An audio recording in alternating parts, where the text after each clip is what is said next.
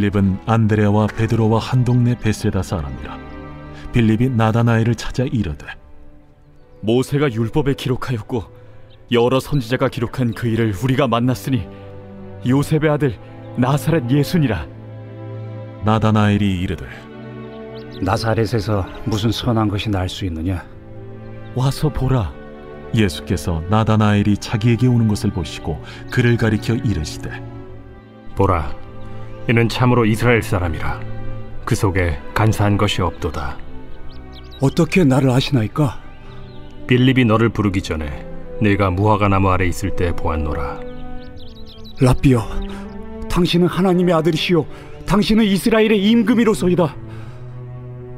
내가 너를 무화과나무 아래에서 보았다 함으로 믿느냐? 이보다 더 큰 일을 보리라.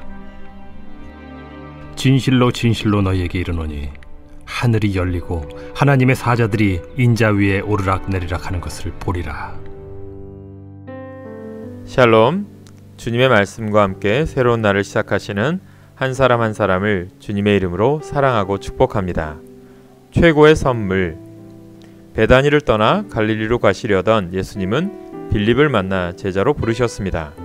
제자가 된 빌립은 앞서 안드레가 베드로에게 예수님을 전했듯이 친구인 나다나엘에게 달려가 모세의 율법과 여러 선지자들 통해 기록된 메시아를 만났다고 전했습니다. 그러나 나다나엘의 반응은 시원찮았습니다. 46절에 보면 나사렛에서 무슨 선한 것이 날 수 있느냐라고 빈정거렸습니다.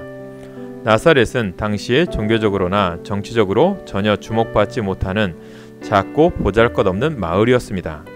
그러나 그것이 예수님의 모습입니다. 예수님은 우리를 구원하시려 가장 낮고 천한 곳에 임하셨습니다. 섬김을 받으려 함이 아니라 도리어 섬기려고 오셨습니다. 빌립은 나다나엘의 부정적인 반응에도 포기하지 않았습니다.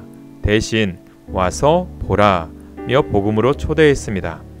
복음은 설명하는 것이 아니라 전하는 것입니다.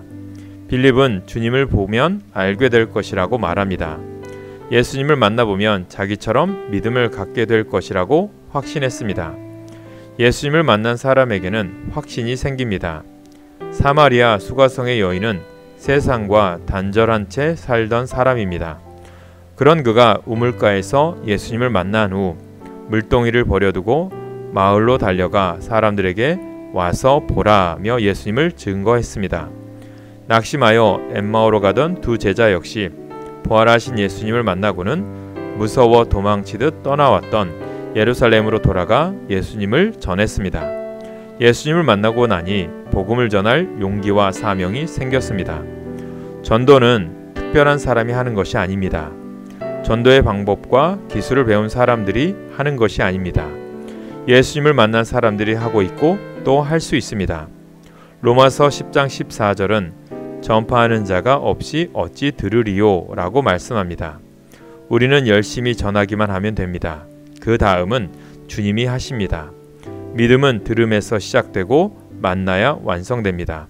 주님을 만난 이들에게는 복음의 기쁨과 감격을 전하지 않고는 견딜 수 없는 사명이 생깁니다. 오늘 내가 가장 사랑하는 사람, 친구에게 줄 수 있는 최고의 선물은 세상의 필요를 채워주는 것이 아니라 영원한 생명이신 예수님을 전하고 그분에게 인도하는 것입니다. 오늘의 기도 제목입니다. 항상 주님을 경험하는 삶을 살게 하옵소서. 만남의 축복을 허락하옵소서. 우리 교회 주님의 동역자와 일꾼을 보내주옵소서. 아픈 영혼들의 치유와 회복의 역사가 일어나게 하옵소서. 기도하겠습니다. 십자가의 은혜와 사랑으로 구원을 베풀어 주신 주님, 예수님을 만난 은혜가 우리에게 최고의 축복이요 선물임을 믿음으로 고백합니다. 이제 내가 만난 좋으신 주님을 이웃과 사랑하는 이들에게 기쁨으로 전하는 전도자의 삶을 살게 하옵소서.